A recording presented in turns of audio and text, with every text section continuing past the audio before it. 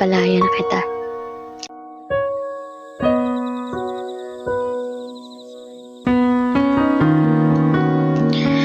Kumusta ka na, mahal ko?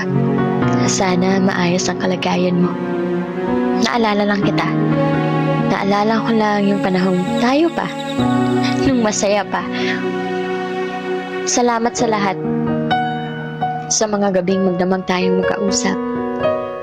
Salamat sa araw-araw na pagbati ng magandang umaga. Sa mga kumusta ka na.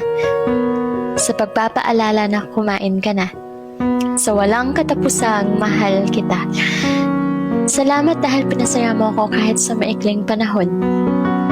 Salamat sa pagpaparamdam ng mga paru-paro sa aking tiyan. Sa mga pangako. Sa kinabukasan na magkasama nating pinlano.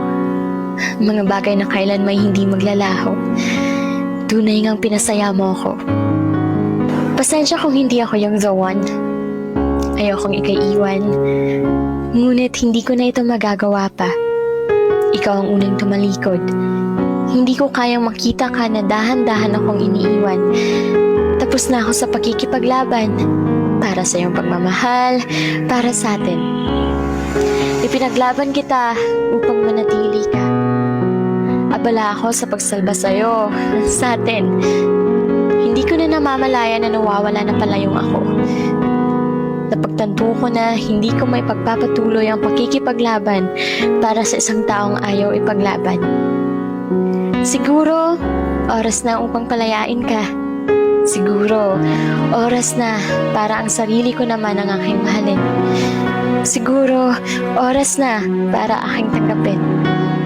Hindi ako ang iyong pangarap. Wala ako sa iyong mga plano sa buhay. Dahil hindi ko maibibigay ang mga bagay na iyong kailangan.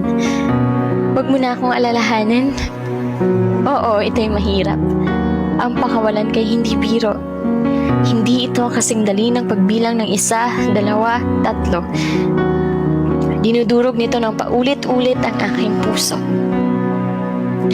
Kakailanganin ito ng napakahabang oras upang maibalik ang lahat ng mga piraso, upang maging okay, upang umusad at muling magmahal.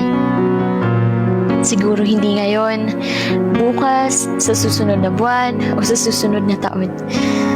Ngunit panigurado, gagawin ko. Pinapalaya na kita, mahal ko.